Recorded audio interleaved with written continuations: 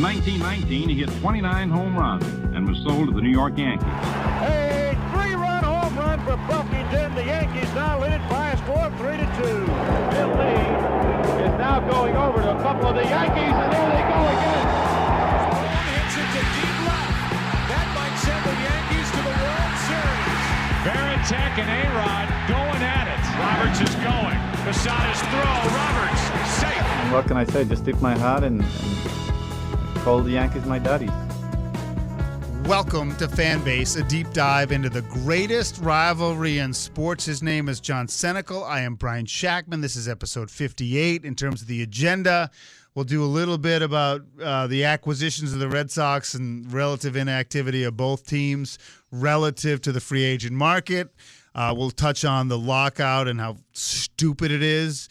And then we'll have a little bit of a factoid at the end. I mean, arguably, John, first of all, how you doing? You good? I'm good. That was a very enthusiastic opening, Brian. That's probably one of the more enthusiastic ones I've heard in a long time. Are you being sarcastic? No, I'm a little bit sarcastic, but I'm impressed because there's really not much going on, and other than labor strife, they haven't even really strifed yet. Well, they haven't strifed. That's for after Christmas, I think. Christmas strife. Yeah, that's when the strife will kick in because the players will get paid in the offseason anyway, and this won't really matter until we get into January when we get close to pitchers and catchers. Then we'll figure it out, but I don't even know what they're fighting over really. So we'll get to that in a minute because I say that because they spend I think there were over $1.5 billion spent. Crazy money already. Right. Spent. But the Red Sox and Yankees did next to nothing. And actually, the Red Sox did more than the Yankees. Yeah. But there was, think about it. James Paxton, who might not pitch until the end of July. Michael Wacha, who's on the back nine of his career, if you want to say it. He's in the seventh inning stretch of his career. Who knows? We'll talk about seventh inning stretch. Rich Hill, who I love, is maybe in the ninth inning of his career. And JBJ. Hit $163. So what are the Red Sox? It's like the Duquette days where you throw a bunch of things at the wall and hope one of the five or two of the five stick. I mean, it's it's not a joke because they all have potential, but the variables are just a lot. Yeah, I would have to say that I think Rich Hill's ship has sailed. I mean, I don't think he's going to keep. I love him though. I don't think he's going to keep bringing back the magic that he had with the Rays last year. And I mean, he had some with the Red Sox too. I mean, I feel like he's played for the Red Sox like 3 times now. Yeah, well, he's actually. This is a factoid for you. He's actually signed with them 7 separate times. 7 separate times. All right. He hasn't played for them 7, but in terms of transactions and stuff, he's actually signed with them 7 times. He's 42 years old. It's crazy. I mean, it just goes to show you if you can throw a baseball and you're left-handed. Yep. You're going to have a career. I mean, I think that's always been the case in Major League Baseball, especially with lefties. But, man, it's 42 crazy. years old, and he can still get people out. But I'm still trying to figure out the whole JBJ thing. I mean, obviously, I'm guessing the 2 prospects that came with JBJ are more significant than JBJ because, I mean, what are they going to really do with him? The Tiger's not going to change his stripes. Well, first of all, I think that the thinking is then they can solve 2 positions. They'll lose the bat. Because you think JBJ, wouldn't Jaron Duran be their center fielder? Yeah, but they know he's not ready for prime time, right? So they got to give him more time because they rushed him up to the bigs. Can't he hit 212 in the major leagues? I just don't. I think JBJ's going to do that. I think Jaron Duran was outclassed. He needs time. So let me just say they put JBJ, lose the bat, put him in center. You can put Kike at second. But yeah, I mean, Hunter Renfroe had career highs. He had 31 home runs and 96 RBIs, and he led the league in outfield assists. I mean, it's not a fair trade. And actually, he's cheap too. He's half the price of JBJ. Yeah, I'm not understanding that. So something's going on. No, right. So I mean, who knows? Alex Binelas is the guy that they talk about. He's a strong kid, can play both sides of the infield. How old is he? He is. I want to say he's got to be in his low 20s. He is. I got to check the age. I mean, he's right out of college. He was in rookie. So, I mean, he's right out. So he's got to be like 22. So a potential guy. Well, I mean, he bats .309 between A-ball and rookie league, and he's got a little bit of pop, and they like him. I mean, there's no but. I mean, is he that kind of prospect? And I listen, at face value, people, he'll be 22 this spring. Yeah. So, I think people like JBJ, but unless Binelas works out, it's totally not worth it. And unless they take this Binelas kid and package him for something else to get a pitcher at the trade deadline, right? This guy comes are in. They opening a spot because they got rid of Renfroe? I mean, something's going on. Well, you don't but- get a Renfroe for a 22-year-old guy who bat 300 in the minors and JBJ. I'm sorry. It just doesn't. It doesn't make any sense to me. I don't. I mean, I think it was a head scratcher as much as I like JBJ. I think value wise, but maybe Benelis is part of a package. You know, if they're competing to get a pitcher. I mean, who knows? I mean, the bottom line is, and Paxton is coming back from surgery, and if he can come back, but if he comes back in late July, does that really even help? But He'll the bottom come back line just is long enough to beat the Yankees a couple of times. Neither team made any marquee signings. No. Neither team put forth any real money. Even though JBJ is a waste of money, and I like him, but he's a waste of money. He comes out, he nets at like $15 million. That's nothing like we'll spend on the open market. So my question is it because the two organizations anticipate some sort of massive shock in the labor market? I think with the Red Sox, it's just they're wired differently now, and they're not going to do that. They have to see what they're going to do with Bogarts and Devers, and so they're going to keep their powder dry. As for the Yankees, you tell me. I have no idea what they're doing. Well, I mean, most of the huge free agents are gone, right? I mean, you have Correa. But they weren't in on them. Right, none of them, right? You have Correa, Freeman, Bryant, Castellanos. You know, those Schwarber, those are your marquee guys left. Right? I think Chris Bryant would be good in New York. Chris Bryant would be good in New York, yeah, but I mean, the Yankees re-upped Sanchez, which I don't get it. They're sticking with him again another year, I guess. And he's making like $8 million, I think. And then they re-upped Gio, which is I get that. I have no problem with that. But listen, if the Yankees, like I said before in previous podcasts, if the Yankees were going to make a run at a star free agent, I think it would have been Seager. And obviously, Seager's not on the board anymore. So I'm thinking the Yankees are going to stand pat, maybe try to make a trade somehow and get somebody. I mean, we know they need pitching. Rizzo, I think, is coming back. Freeman, I think, like we said, stays in Atlanta. But so Rizzo, Stanton, and Judge, they could beat anybody on any night, right? I mean, if those guys are healthy and hitting, they're still vaunted. But I will tell you, if that's what they're putting forward, I think the Yankees will struggle. Yeah, but I wonder if the Yankees are also planning for what they're going to pay Judge. I mean, seeing what money is out there. Now, granted, Judge is like 2 years older than most of these guys. He's going to be 30, I think. But maybe they're kind of waiting to see how much they're going to have to pay him. I mean, he's not going to be cheap. If these other guys are making $30 million a year, I mean, not Scherzer money, who's making like $200,000 a pitch or whatever he's making. It's crazy. Which is insane. But still, like, you know, Aaron Judge is going to get paid regardless. The guy was fourth in the MVP voting this year, right? Right, but the Yankees, you know, I think that they would be picked for third place in the American League East. I mean, nothing's changed, right? Other than you're going to get Severino back full strength, hopefully Germán back full strength. I mean, that's not those aren't difference If makers. anything, there's more question marks, right? Because there's no Rizzo, there's no first baseman. Voit, who knows what you're going to get? Hicks, who knows what you're going to get? No, those are all scrap heap names. That's what I'm saying. But like, so my point, what do you think they're doing? What do you think is going on? Like, you think they're just saving money? I mean, I thought the Yankees were win all the time, not wait. I don't know. I mean, the most interesting thing that's happened is, you know, Cashman rappelled down the side of a building like an elf and fought the Grinch. I mean, nothing else. I mean, it's kind of scary in a way, dude. I mean, there's really. Listen, like I said, who were they going to go get, though, that's been out there? Stroman would have been nice as a pitcher, right? Well, listen, you could take a flyer on Syndergaard, which the Angels got. But listen, if they were not going to get Javi Baez, we know that. If you're not going to get Correa, which is still a possibility. I don't right, but the thing is that's where their needs were. They needed a shortstop and another outfielder.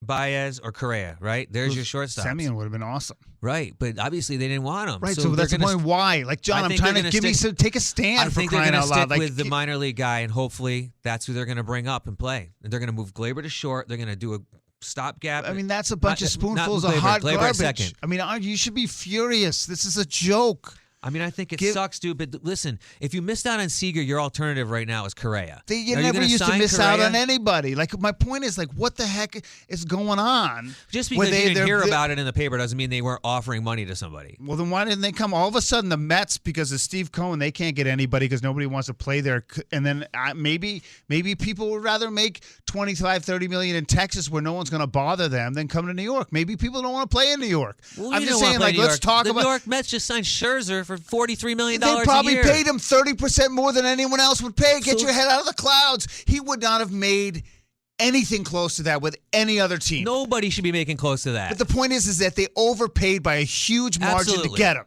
So they had to do that. The fact that New York has to overpay to get somebody to go there, the Mets are different because of Steve Cohen. And my point to you is, what the hell is going on? And you seem to be fine. Like, let's put Glaber here. Let's put all these guys. I'm just looking at the puzzle that's out there, they're Brian. all not the solution.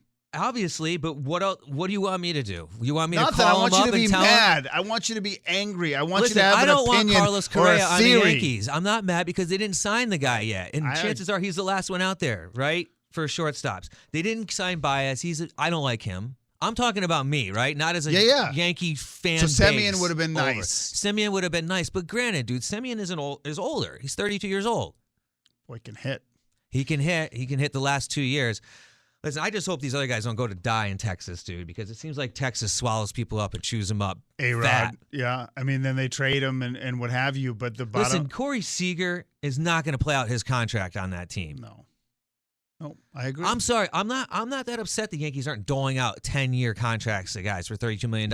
Maybe they're going to sit back, like we said before, and lay in the weeds a little bit, sign Judge as their franchise guy, who's a little bit older, scares me, and then wait for these Stanton contracts and stuff to go up. But that's still 4 or 5 years down the road, which is scary. So do you want to wrap yourself into another one of these? I don't know. That's why I'm asking you. The Red Sox aren't wrapping themselves into anything either. No, but there's no surprise. They have Chaim Bloom, who came from Tampa, and you knew what they were doing. Now, I don't like it. What I don't pisses love me off it. is they'll say one thing and they won't do it, right? That's what annoys me. Because they'll say, well, we're going to go above the threshold and all that, but they don't know what the threshold is. Who's it they? You talking the Yankees or the Red Sox? Yeah, well, Hal's going to let us go above the threshold or whatever. Well, then they don't do anything, right? But why is that? I don't know. Maybe because they're standing pat now because of this, but they didn't do anything before December 1st. I don't know. I love it because the Yankees, to me, are like not very interesting. I think they're doing what they did last year. They're going to sit back and they're going to hope they get what they have out of these starters and hope Glaber gets his head out of his butt.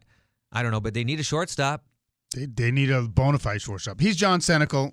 I'm Brian Shackman. This is Fan Base, a deep dive into the greatest rivalry in sports, which brings us to, the lockout, because maybe the Yankees are trying to, they're not sure what's going to happen, or maybe they know what's going to happen. I mean, to me, they got the inside track. I don't know what the league wants I don't really understand what gets us to this point. So the players want the younger players to make more.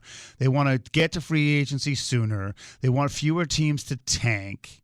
I mean, like, basically, MLB is like the NFL, whereas you can do nothing and make a profit. Right. So it doesn't incentivize. And then, listen, the Houston Astros set the model. They switched ownership. They signed a big TV deal. They tanked. Yep. So they were getting huge money from the TV deal. They tanked. Great prospects. They drafted wonderfully, which is that they have to deserve credit. They get credit for that. Yep. And then they get a window of opportunity to win. And then they cheated. They cheated. I think that I look at them like a Barry Bonds career. Listen, they were good enough. They did draft good talent. And they were good enough to win the World Series. They didn't probably need to do that, but they did. But either way, they're competitive, and that's the window. There's some luck involved. There's a lot of luck involved. Other teams are copying now, right? So I understand those grievances, but those don't seem to be insurmountable. So, like, I don't really understand. Talk about like a lottery draft, like the NBA, so the teams that don't finish in the postseason can get, any number. Like, if you finished right outside the door, you might get the number 1 pick. Well, how does that change things necessarily? So that makes you not want to be the worst because you can still have a chance to get a top pick if you're not the worst. I mean, those to me are all incremental. I think the lower end players, to go from a rookie contract of $500,000, $600,000, $700,000 to $40+ million, I think that is. It is kind of gross, in my opinion. It's a pretty big gap. Yeah, it's too big a gap, and there are guys. What's the locker room like? And it creates just this.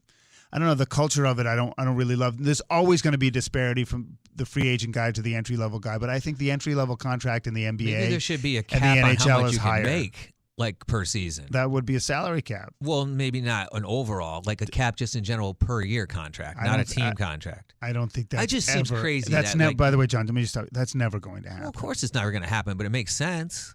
I mean, why do you need to be paid that much money to throw a baseball? I mean, Scherzer's making $52,000 a pitch or something. Well, here's the thing that was brought to my attention. Think about it. The average attendance when baseball is fully open outside of the pandemic is probably, the capacity is probably 50%. Right? The average capacity across all of baseball is probably 50% full. The TV contract's nothing like football. So where is all this money coming from? Like, where's all the money to spend on to give Max Scherzer Yeah. $200,000 a pitch. Well, eventually the fans got to pay for Well, it, to right? me, it's a tip of the hat that shows you what they're profiting. And so, like, if you can have, if Scherzer signed, who did he sign with again? 3 years with the Mets. Yeah. So the Mets probably 40% capacity. If you're selling out 8 to 10 games a season and you can afford one guy who plays every 5 days to pay him $40 million, what does that mean about what you're making? Making a ton of money. Right. They're So that to insanely me making is money. not something that you can do some woe is me from the. No. And their point is that what the players want is going to make the game less competitive. I mean, if they could prove that to me, I would accept it. I mean, I'm not on the players' side for a lot of stuff, but I do think like some of these issues, like, honestly, like, minimum pay and stuff like that, I'm 100% in support of. But they won't drop the top end. So, like, I'm sitting here and people are listening to this podcast being like, it just doesn't make sense to jeopardize the game for the first time in 26 years. These issues don't seem to be big enough. It seems like they could figure it out. Listen, they're talking about a lockout, work stoppage, and all that. You got time to figure this out. So I'm going to leave you with one question and try to get your opinion on this, because one thing that I think will come out of it is not necessarily the DH, which I'm against the DH in the NL, but a 14-team, expanding the playoffs. Are you in favor? I guess it depends on My how they gosh, do you're it. like a politician. How do they do it though? Do they do this 1-game playoff crap again? No, I they hate give that. a bye. They give a bye to the and then top team. They have like the top team can pick one of the teams they want to Yeah. play. I mean, I guess I'd have to see the blueprint. I don't like the 1-game crap. In baseball, I don't know. I don't like the 1-game crap. But then you say to yourself, you only deserve 1 game because you shouldn't be there to begin with. But they shouldn't be playing a team that's that good. So it's like, I don't know. I liked it better when it was like you got to win the damn thing to get in. I'm with you. You got to win the whole shebang. 2 teams get in, and then you battle it out. There's 4 teams. Yeah. Well, I mean, that's like there's 3 divisions now, so maybe you Right. get 6 teams in. Okay, so that's never happening. Right. You know what I mean? Well, then So- what's the next thing? No, we're gonna have 18 teams. No, The next no. thing you know, it's like the NHL, and this freaking postseason is 2.5 months long. I'll give you a clear-cut opinion. I hate expanding the playoffs. I think it's just further dilution, and I also agree with you. Like the fact that a team can win 106 games and have their season be over in 9 innings, I think is not fair. But I don't think the solution is adding teams, and I think adding games. I mean, honestly, if you're going to add more games, my desire to go a lot is at its lowest point in a long time, because I'm paying $100 a ticket. And, it's fun. I like to visit with people and hang with my wife or my kid, but like the games are less compelling because they're so darn slow. And it's not something I want to do 12 times a year. I want to do it like 4. Right. I'd rather sit at home any given day of the week and watch baseball on TV. Going to a game, especially a major league game, is too much of a project. I know, but there's nothing like having a little beer buzz and eating some peanuts. And It's watching fine, the but game. then you go down there, and next thing you know, your team gets spanked by 12 runs, or Right. like the Well, pitcher washes out in the first Right. inning, or it starts to rain. There's nothing Or like the paying dreaded 250 16-inning bucks, paying $250 and your team just lays an egg. Right. There should be some sort of refund structure for that. Refund structure. Right? I mean, like if your team underperforms by a certain degree, you get a certain Game amount insurance. back. I think that they both the ownership in these teams have just got it so good. In all these professional sports, I just think it's gross that you pay $12. And you're for a never beer going to and all pay this. less. Your ticket No, prices it's not aren't going going to go down. Not going down. So That's it's why, not gonna honestly, change. you can show the people watching on YouTube your sweatshirt. That's why, honestly, the minors are way more enjoyable. Watching the game isn't any worse or, Yeah, or and even better. that's getting expensive. Yeah, it's still, Relative to what you pay at a major league game, it's not. But listen, gone are the days you can walk up to a AA baseball game and pay $4 or $3. It's true. It's still fun though, and And it still get into feels more affordable. He's John Senecal. I'm Brian Shackman. This is Fan Base, a deep dive into the greatest rivalry in sports. Okay, the Yankees have a hitting coach. You got some details and a nugget. All right, so listen, I think probably the biggest thing the Yankees have done. So they needed coaching, right? So they still need a first base coach. They hired the Mets' former manager Rojas as their third base coach. So they fired Marcus Thames along with the rest of the guys at Boone's staff. But they hired this guy named Dylan Lawson. So he has been their the hitting coordinator in the minors since 2018. He worked with the Astros previous to that, but he wasn't with the Astros in 2017. He wasn't banging on trash cans. He wasn't in there. The 1 year he wasn't. He was gone, working for the University of Missouri in 2017. So he's not tainted, Brian. He's not tainted. His philosophy is hit strikes hard. That's what I read. Now people say everybody should do that, but his philosophy comes from recognizing pitches. So we've got some different styles of what they do. So they do 2 different pitching machines in BP, fastballs. This is under his watch, what they've been doing, especially in the minors, and now with the major leagues, it's going to be coming to the major league squad. 2 different pitching machines in batting practice, and it's not so much of the show in batting practice anymore, where you're just lobbing them in there. You're getting faster pitches, and curveballs and fastballs, so you don't know what's coming. And in normal batting practices, when you're working on things, using colored balls, where players have to recognize the pitches and say what color the ball was. Not color balls, but dots on the balls. So you got blue. So instead of red. And the whole thing translates back to pitch recognition. So you're not only hitting the ball hard, but you're hitting the ball knowing what's coming. I thought most of these guys just guess fastball. I guess I think the philosophy is if you can train yourself, you don't got much time, right? No, I mean, the reflexes are insane. But if you can train yourself to recognize pitch and tell yourself, I guess, what the pitch is coming by verbally doing it, maybe that works better. That's kind of cool. But they're also, in the minors, they've been using the hit tracker, the blast motion sensors. And I noticed that when I went down to the Tampa this year and I saw the Martian, Jason Dominguez. What do they do? So they're things on the knobs of the bat on the bottom. Right. And they track, bat speed, exit velocity, launch angle, all that. Because I noticed it, he was swinging and the thing flew off. And he put it back on, and then it flew off on his next swing, and then he finally just chucked it in the dugout. And I was like, oh, that's interesting. They're using those things. And I thought it was just him, and they were just doing it for him. And then I noticed they were on the other player. So that's all across the minors. More data. Big on data, big on analytics. Now, here we go to the Nugget. So he played for 4 years at Transylvania State University. Transylvania State. What's his name again? Dylan Lawson. Never played pro ball? Never played pro ball. He played first base and outfield for Transylvania State University. Where is that, Brian? Do you know where that is? It's got to be Pennsylvania. No, it's not. It's not where the vampires live or anything like that. That's the first thing I think, Transylvania University. Where is it? It's in Lexington, Kentucky. Is it in? So it's not in Transylvania. It's not in Transylvania. Now they are the pioneers. They're not the bats or the werewolves. The or Transylvania like University Pioneers. Now their logo, their mascot is a bat, and it's called the RAF. Bat, RAF. They have some branding issues. Yeah, I think. So it's named after the founder, Samuel Constantine Rafinesque, and he's actually buried in the administrative building. They dug his bones up in Philadelphia. And he was a vampire? I don't know. He might be a vampire now because they dug him up and they buried him. It's like the whole thing is weird. So anyways, here's the Nugget, though. So I thought That's not the Nugget? That's not the Nugget. Okay. The Nugget is I thought to myself, all right, so Transylvania University, we didn't even know where it was. It's kind of creepy. It's kind of weird. So I was thinking, what other major league players have went to Transylvania University? And there are some? And there are some. And the first one I found actually played for the Yankees. Who? And his name is Cy Barger. In like 1922? 1902 to 1907. There you go. At 21 years old, he played for the Yankees. How'd he was do? a pitcher. He played for 1 year, or 2 years, 1906 and 1907. For the Yankees, he had 5.1 innings pitched, 7 hits, 8 runs, 3 walks, 3 Ks. And he had 5 at-bats, 1 hit, and 2 Ks. So not your standout player. No, but so he was in the show. Give me his name again? His name was Cy Barger. Cy Barger. Barger. 1906 and 1907, he played for the New York Yankees. He went on to play for 15 years in the majors, just for random teams. But the Yankees never played for the Red Sox, but he did play for the Yankees. Well, Transylvania, the turn of that century. So that's 2 alumni on the Yankees now from Transylvania University. There you go. Coming if we do have the 2022 season. That is some elite nuggitude. I'm into huh? it. Yeah, I liked it a lot.